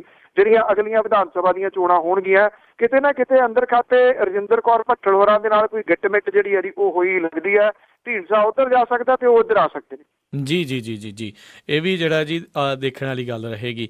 ਤੇ ਅਗਲੀ ਜੇ ਆਪਾਂ ਗੱਲ ਕਰੀਏ ਵੀ ਦਿੱਲੀ ਦੇ ਵਿੱਚ ਜਿਹੜੀਆਂ ਚੋਣਾਂ ਹੋਣ ਜਾ ਰਹੀਆਂ ਹੈ ਜੀ, ਉਸ ਦਾ ਕਹਿ ਲਓ ਵੀ ਇੱਕ ਪੜਾਅ ਸੰਪੂਰਨ ਹੋ ਗਿਆ। ਜਿਹੜੇ 3 ਮੁੱਖ ਮੰਤਰੀ ਦੇ ਜਿਹੜੇ ਕਹਿ ਸਕਦੇ ਹਾਂ ਵੀ ਉਹ ਕੈਂਡੀਡੇਟ ਨੇ ਅੱਡ ਅੱਡ 3 ਪਾਰਟੀਆਂ ਦੇ, ਉਹਨਾਂ ਨੇ ਆਪਣੇ ਜਿਹੜੇ ਕਾਗਜ਼ ਉਹ ਵੀ ਭਰੇ ਆ ਜੀ। ਕਾਗਜ਼ ਜਿਹੜੇ ਨੇ ਉਹ ਭਰ ਦਿੱਤੇ ਨੇ। ਆਮ ਆਦਮੀ ਪਾਰਟੀ ਦੇ ਜਿਹੜੇ ਨੈਸ਼ਨਲ ਕਨਵੀਨਰ ਨੇ ਅਰਵਿੰਦ ਕੇਜਰੀਵਾਲ ਹੋਰਾਂ ਨੇ ਜਿਹੜਾ ਇੱਕ ਦਿਨ ਪਹਿਲਾਂ ਰੋਡ ਸ਼ੋਅ ਕੀਤਾ ਸੀਗਾ ਜੀ। ਉਹਦੇ ਵਿੱਚ 1 ਲੱਖ ਤੋਂ ਉੱਪਰ ਬੰਦਾ ਜਿਹੜਾ ਜੀ ਉਹ ਪਤਾ ਨਹੀਂ ਕਿਸ ਪਾਸਿਓਂ ਆ ਗਿਆ ਸੀ। ਦਿੱਲੀ ਤਕਰੀਬਨ ਆਉਣ ਲੱਗਦਾ ਸੀ ਕਿ ਸੜਕਾਂ ਦੇ ਉੱਤੇ ਹੀ ਨਿਕਲ ਆਈ ਹੈ ਸਾਰੀ ਦੀ ਸਾਰੀ। ਔਰ ਪੈਦਲ ਲੋਕਾਂ ਦਾ ਜਾਮ ਜਿਹੜਾ ਸੀਗਾ ਕਈ ਘੰਟਿਆਂ ਤੱਕ ਲੱਗਾ ਰਿਹਾ ਤੇ ਉਹਨਾਂ ਨੂੰ ਜਿਹੜਾ ਸੀਗਾ ਪਹੁੰਚਿਆ ਹੀ ਨਹੀਂ ਗਿਆ ਉਹਨਾਂ ਕੋਲੋਂ, ਕਿਉਂਕਿ ਕਾਫਲਾ ਸੁਸਰੀ ਦੀ ਚਾਲੇ ਜਿਹੜਾ ਉਹ ਚੱਲਦਾ ਸੀਗਾ। ਫਿਰ ਉਹਨਾਂ ਨੇ ਕੱਲ ਜਿਹੜਾ ਜੀ ਚੁੱਪਚਾਪ ਜਾ ਕੇ ਜਿਹੜੇ ਨੇ ਇਹ ਪੇਪਰ ਦਾਖਲ ਆਪਣੇ ਕਰ ਦਿੱਤੇ ਨੇ। ਕਿਰਨ ਬੇਦੀ ਹੋਰਾਂ ਨੇ ਵੀ ਰੋਡ ਸ਼ੋਅ ਜਿਹੜਾ ਕਰਨ ਦੀ ਕੋਸ਼ਿਸ਼ ਕੀਤੀ, ਪਰ ਹੈਰਾਨੀ ਵਾਲੀ ਗੱਲ ਰਹੀ ਕਿ ਕਿਰਨ ਬੇਦੀ ਹੋਰਾਂ ਨੂੰ ਜਿਹੜਾ ਜੀ ਰਿਸਪੌਂਸ ਨਹੀਂ ਮਿਲਿਆ। ਕੋਈ 250-300 ਬੰਦਾ ਸੀ ਸਾਰਾ ਹੀ ਜਿਹੜਾ ਉਹਨਾਂ ਦੇ ਰੋਡ ਸ਼ੋਅ ਦੇ ਵਿੱਚ ਸ਼ਾਮਲ ਹੋਇਆ। ਔਰ ਇਹ ਕਿਹਾ ਜਾ ਰਿਹਾ ਜੀ ਕਿ ਜਿਹੜੀ ਬੀਜੇਪੀ ਦੀ ਉੱਥੋਂ ਲੀਡਰਸ਼ਿਪ ਆ ਨਾ ਜੀ ਦਿੱਲੀ ਵਾਲੀ, ਕਿਉਂਕਿ ਹਰਸ਼ਵਰਧਨ ਦਾ ਹੋਲਡ ਕਾਫੀ ਹੈ, ਡਾਕਟਰ ਹਰਸ਼ਵਰਧਨ ਦਾ। ਡਾਕਟਰ ਹਰਸ਼ਵਰਧਨ ਦੀ ਨਾਰਾਜ਼ਗੀ ਜਿਹੜੀ ਆ ਉਹ ਅੰਦਰ ਖਾਤੇ ਹੈਗੀ ਆ। ਜਿਹੜਾ ਸਤੀਸ਼ ਉਪਾਧਿਆਏ ਆ ਜਿਹੜਾ ਬੀਜੇਪੀ ਦਾ ਪ੍ਰਧਾਨ ਹੈ ਦਿੱਲੀ ਭਾਜਪਾ ਦਾ, ਉਹਦੀ ਨਾਰਾਜ਼ਗੀ ਵੀ ਕਿਸੇ ਤੋਂ ਲੁਕੀ ਛਿਪੀ ਨਹੀਂ। ਦੂਜੇ ਪਾਸੇ ਭਾਰਤੀ ਜਨਤਾ ਪਾਰਟੀ ਨੂੰ ਫੁੱਟ ਦਾ ਜਿਹੜਾ ਉਹ ਵੀ ਸਾਹਮਣਾ ਕਰਨਾ ਪੈ ਰਿਹਾ। ਕੱਲ ਵੀ ਜਿਹੜੇ ਰੋਸ ਮੁਜ਼ਾਹਰੇ ਨੇ ਉਹ ਹੁੰਦੇ ਰਹੇ ਨੇ, ਜਿਹਦੇ ਕਰਕੇ ਇਹ ਕਿਰਨ ਬੇਦੀ ਨੂੰ ਇਹ ਜਿਹੜਾ ਜੀ ਭੁਗਤਣਾ ਪੈ ਸਕਦਾ ਆਉਣ ਵਾਲੇ ਸਮੇਂ ਦੇ ਦੌਰਾਨ। ਅਜੇ ਦੇਖਦੇ ਹਾਂ ਹੁਣ ਜਿਹੜਾ ਮੈਦਾਨ ਆ ਜੀ ਉਹ ਫੁੱਲ ਜਿਹੜਾ ਭਖੂਗਾ ਆਉਣ ਵਾਲੇ ਦਿਨਾਂ ਦੇ ਦੌਰਾਨ। ਤੇ ਇੱਥੇ ਸ਼ਾਇਦ 26 ਜਨਵਰੀ ਤੋਂ ਬਾਅਦ, ਕਿਉਂਕਿ 26 ਜਨਵਰੀ ਤੱਕ ਤਾਂ ਜਿਹੜੇ ਆ ਜੀ ਬਹੁਤਾ ਕੁਛ ਨਹੀਂ ਕੀਤਾ ਜਾ ਸਕਣਾ। ਸਿਕਿਉਰਿਟੀ ਬੜੀ ਟਾਈਟ ਆ ਬਰਾਕ ਓਬਾਮਾ ਹੋਰਾਂ ਦੇ ਆਉਣ ਦੀ ਵਜ੍ਹਾ ਕਰਕੇ। ਇਸ ਤੋਂ ਬਾਅਦ ਜਿਹੜਾ ਜੀ ਜ਼ਿਆਦਾ ਚੋਣ ਮੈਦਾਨ ਪੱਕੂਗਾ। ਫਿਰ ਜਦੋਂ ਬੀਜੇਪੀ ਵਾਲੇ ਤੇ ਨਰਿੰਦਰ ਮੋਦੀ ਹੋਰੀ ਵੀ ਇਹਦੇ ਵਿੱਚ ਕੁੱਦਣਗੇ ਤਾਂ ਫਿਰ ਦੇਖਦੇ ਆ ਜੀ ਕਿ ਕਿਹੋ ਜਿਹੇ ਜਿਹੜੇ ਲੋਕ ਨਿਭਾਊ ਨਾਅਰੇ ਨੇ ਉਹ ਦਿੱਤੇ ਜਾਂਦੇ ਨੇ। ਜੇ ਅੱਜ ਦੀ ਗੱਲ ਕਰੀਏ ਤਾਂ ਅੱਜ ਤੱਕ ਇਹ ਕਿਹਾ ਜਾ ਸਕਦਾ ਆਮ ਆਦਮੀ ਪਾਰਟੀ ਜਿਹੜੀ ਹੈ ਜੀ ਫਾਰ ਅਹੈਡ ਹੈ ਜੀ ਇਸ ਵੇਲੇ। ਉਹ ਬਾਕੀ ਸਾਰੀਆਂ ਪਾਰਟੀਆਂ ਤੋਂ ਇਸ ਵੇਲੇ ਸਟਰੋਂਗ ਪੋਜੀਸ਼ਨ ਦੇ ਵਿੱਚ ਜਿਹੜਾ ਨਜ਼ਰ ਆਉਂਦੀ ਹੈ। ਕਾਂਗਰਸ ਜਿਹੜੀ ਹੈ ਜੀ ਉਹ ਕਿਤੇ ਨਜ਼ਰ ਨਹੀਂ ਆਉਂਦੀ। ਸਿੱਧਾ ਮੁਕਾਬਲਾ ਜਿਹੜਾ ਉਹ ਬੀਜੇਪੀ ਤੇ ਆਮ ਆਦਮੀ ਪਾਰਟੀ ਦੇ ਵਿਚਾਲੇ ਆ। ਕਿਰਨ ਬੇਦੀ ਦੇ ਯੂ ਟਰਨ ਜਿਹੜੇ ਨੇ ਯੂ ਦੇ ਵੀ ਕਈ ਕੁਝ ਹੋਰ ਜਿਹੜਾ ਬਣਾਇਆ ਕਿਹਾ ਜਾ ਸਕਦਾ ਜੀ। ਕੱਲ ਜਿਹੜਾ ਉਹਦਾ ਬਿਆਨ ਹੈ ਜਿਹੜਾ ਉਹ ਕਹਿੰਦੀ ਹੈ ਕਿ RSS ਦੀ ਵਜ੍ਹਾ ਕਰਕੇ ਹੀ ਭਾਰਤ ਜਿਹੜਾ ਜੀ ਇਕਜੁੱਟ ਰਹਿ ਸਕਿਆ ਹੁਣ ਤੱਕ। ਜੀ ਇਹ ਤੇ ਕਾਫੀ ਜਿਹੜੇ ਲੋਕ ਇਸ ਨੂੰ ਮੰਨਣਗੇ ਨਹੀਂ। ਲੱਗ ਤੇ ਇਦਾਂ ਰਿਹਾ ਵੀ RSS ਕਰਕੇ ਹੀ ਜਿਹੜੀਆਂ ਹਰ ਇੱਕ ਪਾਸੇ ਲੜਾਈਆਂ ਜਿਹੜੀਆਂ ਆ ਉਹ ਪਈਆਂ ਹੋਈਆਂ ਆ। ਅਤੇ ਆਪਾਂ ਪੰਜਾਬ ਪੁਲਿਸ ਦੀ ਮੁਸ਼ਤੈਦੀ ਦੀ ਆਪਾਂ ਸ਼ੁਰੂ ਦੇ ਵਿੱਚ ਗੱਲ ਕਰਕੇ ਹਟੇ ਹਾਂ ਤੇ 200 ਕਰੋੜ ਰੁਪਈਆ ਕਹਿੰਦੇ ਜੀ ਖਰਚਿਆ ਜਾ ਰਿਹਾ ਇਹਨਾਂ ਨੂੰ ਹਾਈਟੈਕ ਬਣਾਉਣ ਦੇ ਲਈ। ਕਾਗਜ਼ਾਂ ਦੇ ਵਿੱਚ ਆ ਜੀ 200 ਕਰੋੜ ਰੁਪਈਆ ਆਉਣਾ ਕਿੱਥੋਂ ਆ, ਇਹ ਸਵਾਲ ਹੈ ਨਾ ਜੀ। ਕਿਸੇ ਬੰਦੇ ਨੇ ਅਖਬਾਰ ਦੇ ਵਿੱਚ ਇਸ਼ਤਿਹਾਰ ਦਿੱਤਾ ਸੀਗਾ ਕਿ ਜਿਹੜਾ ਮੈਨੂੰ ਬੰਦਾ ਚਾਹੀਦਾ ਜੀ ਜਿਹੜਾ 20,000 ਰੁਪਈਆ ਤਨਖਾਹ ਦਿੱਤੀ ਜਾਊਗੀ। ਤੇ ਇੱਕ ਕੈਂਡੀਡੇਟ ਆਇਆ ਜੀ ਉਹ ਕਹਿੰਦਾ ਜੀ ਕੰਮ ਕਰਨ ਲਈ ਮੈਂ ਤਿਆਰ ਹਾਂ, ਮੇਰੇ ਕੋਲ ਕੁਆਲੀਫਿਕੇਸ਼ਨ ਵੀ ਹੈਗੀ ਆ ਤੇ ਇਹ ਜਿਹੜੀ ਤਨਖਾਹ ਕੌਣ ਦੇਊਗਾ, ਕਹਿੰਦਾ ਬਸ ਇਹੀ ਸੋਚਣਾ ਵੀ ਤਨਖਾਹ ਕੌਣ ਦੇਊਗਾ। ਜੀ ਬਿਲਕੁਲ। ਤੇ ਬਲਤੇਜ ਮਨੂੰ ਜੀ ਅਗਲੀ ਆਪਾਂ ਗੱਲ ਕਰਦੇ ਹਾਂ ਵੀ ਪੰਜਾਬ ਦੇ ਰਾਜਪਾਲ ਸ਼ਿਵਰਾਜ ਪਾਟਿਲ ਆ ਉਹਨਾਂ ਦਾ ਜਿਹੜਾ ਜੀ ਕੰਮ ਕਾਜ ਦੇ ਦਿਨ ਆ ਉਹ ਹੁਣ ਪੂਰੇ ਹੋ ਗਏ ਆ, ਪੱਕੀ ਛੁੱਟੀ ਤੇ ਜਾ ਰਹੇ ਨੇ ਜੀ। ਜਿਹੜਾ ਹਾਲ ਦੀ ਘੜੀ ਜਿਹੜਾ ਜੀ ਹਰਿਆਣੇ ਦੇ ਜਿਹੜੇ ਰਾਜਪਾਲ ਨੇ ਉਹਨਾਂ ਨੂੰ ਵਾਧੂ ਚਾਰਜ ਜਿਹੜਾ ਜੀ ਦਿੱਤਾ ਗਿਆ। 36 ਨਿਯੁਕਤੀਆਂ ਜਿਹੜੀਆਂ ਨੇ ਨਾ ਉਹ ਰਾਜਪਾਲ ਦੀਆਂ ਹੋਣਗੀਆਂ, ਜਿਹੜੇ ਕੁਝ ਹੋਰ ਰਾਜਾਂ ਦੇ ਵਿੱਚ ਵੀ ਜਿਹੜੇ ਲੱਗਣੇ ਨੇ ਨਵੇਂ ਰਾਜਪਾਲ। ਜੇ ਇਤਿਹਾਸ ਫਰੋਲਿਆ ਜਾਵੇ ਤਾਂ ਪੰਜਾਬ ਦੇ ਰਾਜਪਾਲਾਂ ਦੇ ਵਿੱਚੋਂ ਸਭ ਤੋਂ ਨਖਿੱਧ ਰਾਜਪਾਲ ਜਿਹੜਾ ਜੀ ਉਹ ਪਾਟਿਲ ਸਾਹਿਬ ਸੀਗੇ ਔਰ ਉਹ ਚਲੇ ਗਏ। ਉਹਨਾਂ ਨੇ ਜਿਹੜਾ ਹੋਮਿਓਪੈਥੀ ਦੀ ਦਵਾਈ ਜਿਹੜੀ ਜਿਵੇਂ ਕਹਿੰਦੇ ਨੇ ਨਾ ਫਾਇਦਾ, ਜੇ ਫਾਇਦਾ ਨਹੀਂ ਤਾਂ ਨੁਕਸਾਨ ਕੋਈ ਨਹੀਂ, ਪਰ ਇਹ ਤਾਂ ਨੁਕਸਾਨ ਹੀ ਤਕਰੀਬਨ ਕਰਕੇ ਗਏ। ਜੇ ਕਿਸੇ ਬੱਚੇ ਨੂੰ ਸਕੂਲ ਦੇ ਵਿੱਚ ਜਾ ਕੇ ਤੁਸੀਂ ਪੁੱਛੋ ਕਿ ਰਾਜਪਾਲ ਕੌਣ ਸੀ, ਸ਼ਾਇਦ ਹੀ ਕੋਈ ਬੱਚਾ ਜਵਾਬ ਦੇ ਸਕੇ ਕਿ ਸ਼ਿਵਰਾਜ ਪਾਟਿਲ ਹੋਰੀ ਪੰਜਾਬ ਦੇ ਰਾਜਪਾਲ ਸਨ। ਕਿਸੇ ਜਗ੍ਹਾ ਦੇ ਉੱਤੇ ਉਹਨਾਂ ਨੇ ਕੋਈ ਨਹੀਂ ਰੜਕੇ। ਉਹ ਅਸਲ ਦੇ ਵਿੱਚ ਆਰਾਮਪਾਲ ਸਨ, ਆਰਾਮ ਕਰਨ ਆਏ ਸਨ। ਰਾਜਪਾਲ ਜਿਹੜਾ ਭਵਨ ਆ ਜੀ ਉਹਦੇ ਵਿੱਚ 5 ਸਾਲ ਆਰਾਮ ਕਰਕੇ ਚਿੱਟਾ ਹਾਥੀ ਜਿਹੜਾ ਜੀ ਇੱਥੋਂ ਰੁਖਸਤ ਹੋ ਗਿਆ ਪੰਜਾਬ 'ਚ। ਜੀ ਤਾਂ ਸਰੋਤਿਓ ਇਹ ਸੀਗੀਆਂ ਸਾਡੀਆਂ ਅੱਜ ਦੀਆਂ ਕੁਝ ਖਬਰਾਂ, ਕੁਝ ਗੱਲਾਂ ਜਿਨ੍ਹਾਂ ਦੇ ਉੱਤੇ ਆਪਾਂ ਗੱਲਬਾਤ ਕੀਤੀ ਆ। ਤੇ ਬਲਤੇਜ ਮਨੂੰ ਜੀ ਜਾਣ ਤੋਂ ਪਹਿਲਾਂ ਅੱਜਨਾਮਾ ਜਿਹੜਾ ਜੀ 30 ਸਮਾਰਕਾਂ ਹੋਰੀ ਲਿਖਦੇ ਨੇ ਔਰ 14 ਸਾਲ ਇਹਨਾਂ ਲਿਖਦਿਆਂ ਨੂੰ ਹੋ ਗਏ ਨੇ ਜੀ। ਹੁਣ 14ਵੇਂ ਸਾਲ ਦੇ ਵਿੱਚ ਦਾਖਲ ਹੈ ਜੀ, ਉਹਦੇ ਉੱਤੇ ਹੀ ਅੱਜ ਦਾ ਅੱਜਨਾਮਾ ਹੈ ਕਿ ਸਾਲ ਅੱਜ 14ਵੇਂ ਦੀ ਸ਼ੁਰੂਆਤ ਕਰਨ ਲੱਗਾ, ਕੱਢਣ ਪਿੱਛੋਂ ਪੂਰੇ 13 ਸਾਲ 30 ਸਮਾਰਕਾਂ ਜੀ। ਸਾਲ ਅੱਜ 14ਵੇਂ ਦੀ ਸ਼ੁਰੂਆਤ ਕਰਨ ਲੱਗਾ, ਕੱਢਣ ਪਿੱਛੋਂ ਪੂਰੇ 13 ਸਾਲ 30 ਸਮਾਰਕਾਂ। ਦਰਾਂ ਮੂਹਰੇ ਸੁਬਾਹ ਅਖਬਾਰ ਜਦੋਂ ਲੈਣ ਜਾਂਦੇ ਆਉਂਦਾ ਅਖਬਾਰ ਦੇ ਹੈ ਨਾਲ 30 ਸਮਾਰਕ। ਕੋਈ ਕਹੇ ਮੁੱਦਿਆਂ ਦਾ ਪੇਸ਼ ਵਿਸਥਾਰ ਕੀਤਾ, ਕੋਈ ਕਹੇ ਕਰ ਗਿਆ ਸਵਾਲ 30 ਸਮਾਰਕਾਂ ਜੀ। ਕੋਈ ਕਹੇ ਅੱਜ ਐਵੇਂ ਡੰਗ ਜਿਹਾ ਸਾਰ ਦਿੱਤਾ, ਕੋਈ ਕਹੇ ਰੱਖੂ ਆ ਸੰਭਾਲ 30 ਸਮਾਰਕਾਂ।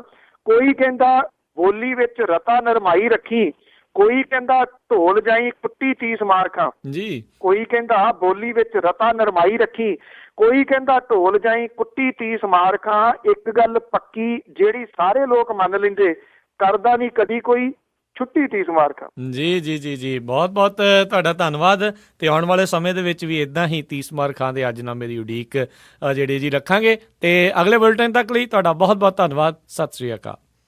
ਮਿਹਰਬਾਨੀ ਜੀ, ਧੰਨਵਾਦ ਜੀ, ਸਤਿ ਸ਼੍ਰੀ ਅਕਾਲ।